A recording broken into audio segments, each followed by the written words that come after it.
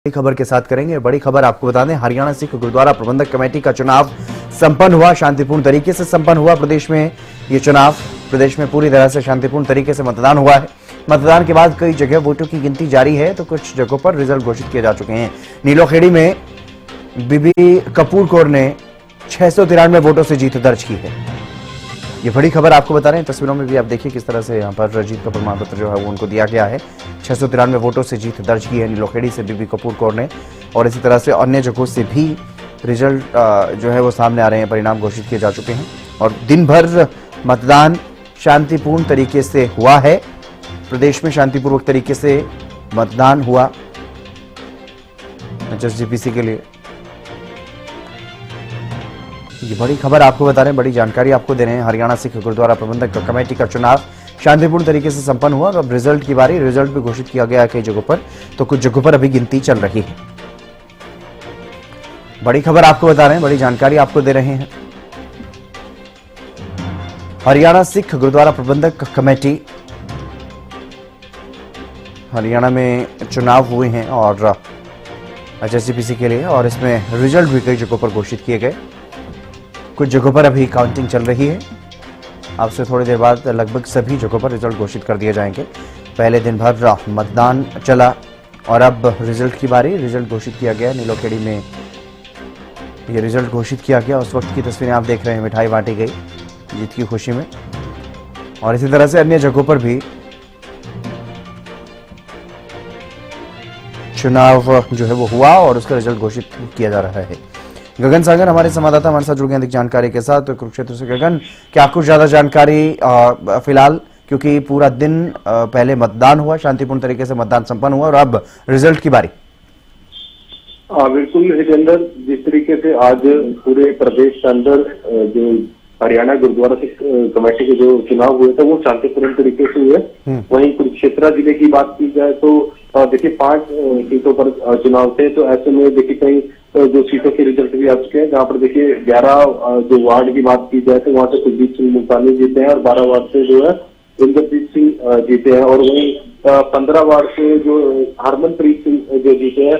तो देखिए अभी नतीजे लगातार जो है सामने आ रहे हैं। 3 नतीजे जो पूर्ण रूप से क्लियर हो चुके हैं, और जिस तरीके से बात की जाए तो तमाम जो नेता है हम उनसे जो बातचीत जो की गई तो उनका ये कहना है कि जो संगत ने जो जिम्मेदारी दी है मुझे इसकी जरूर से निभाएंगे और पूर्ण निष्ठा और पूरे उत्साह से निभाएंगे, ताकि जो जिम्मेदारी हमें जो संगत ने दी है ताकि हम उसे जो है पूरा कर सकें। जी चलिए, बहुत शुक्रिया तमाम जानकारी देने के लिए गगन। कृष्ण जिंदल हमारे संवाददाता कालावाली से हमारे साथ जुड़ गए हैं। कृष्ण, फिलहाल क्या कुछ ताजा अपडेट चुनाव को लेकर के, क्योंकि वोटिंग पूरी हुई 5 बजे और अब रिजल्ट के लिए काउंटिंग। जी अगर हम कालावाली की बात करें तो कालावाली के अंदर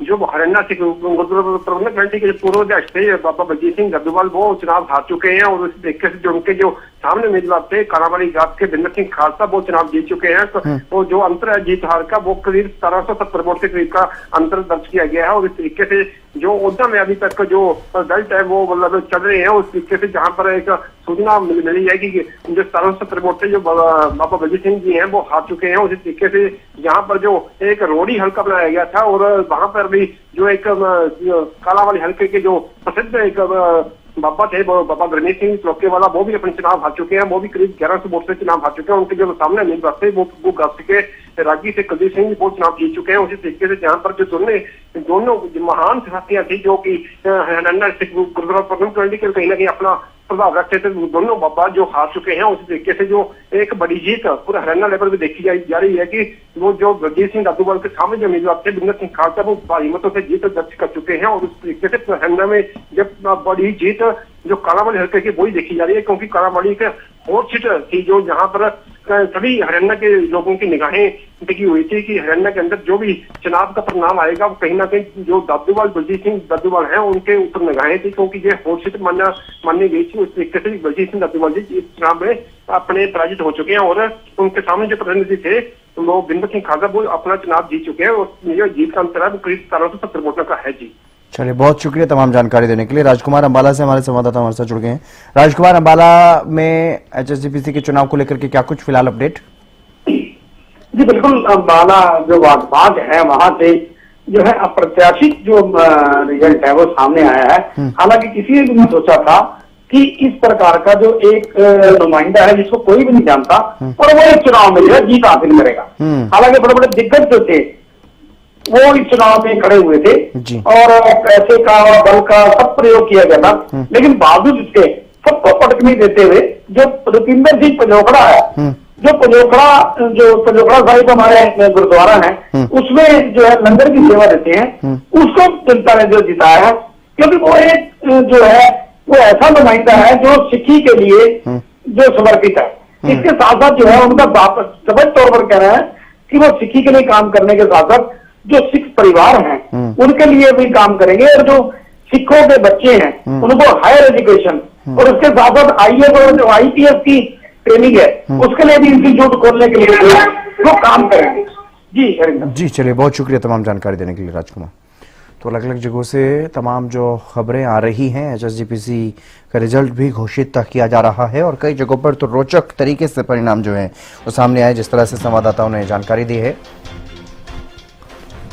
HSGPC को लेकर के चुनाव संपन्न हुए।